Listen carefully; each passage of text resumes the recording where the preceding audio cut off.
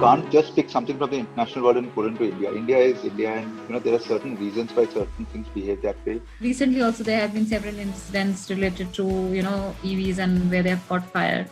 However, the vehicles have been the ones which are certified. So, in such scenario, what do you think about the reliability of the certification standard?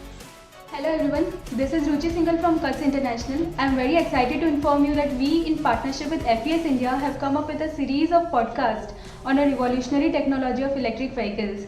We have been working in e-mobility domain for past 2-3 years now, where we have explored the aspects of greening of jobs due to this transition to electric vehicles, seeing how fair, inclusive and equitable the transition is. This time we have with us the key drivers of this revolution who will be talking about various developments in EV manufacturing in the Indian context.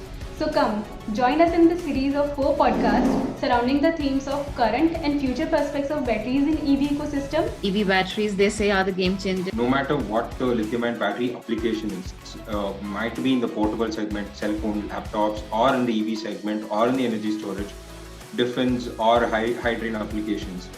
End of the day, it is going to reach us. If you do it today, you are doing or being part of an experiment funded by government, which ultimately will help bring in this EV revolution faster.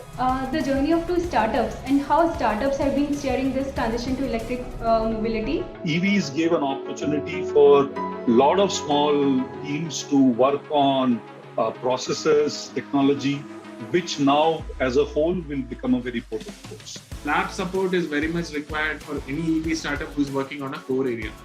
And since we started from inside IIT campus, it was readily available for us. The prospects of charging infrastructure in enabling the EV adoption in India. The best thing that you as individuals can do is go back to the place that you stay in, go back to the offices that you work in, and ask for a charging station. Okay. You would be one of the reasons to solve the chicken and egg problem that we all talk about, right? What are the challenges and benefits of integrating charging solutions along with the main operations of an OEM? And what has this journey been like for you, sir? And finally, the most important pillar of any ecosystem, that is skilling, reskilling and upskilling in building a sustainable workforce for EV manufacturing in India.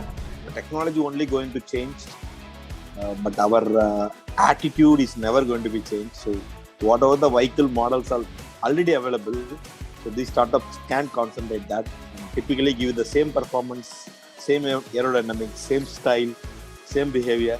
None of the OEMs, I would dare say, that have any control over the technology of motors. Thank you. Stay tuned.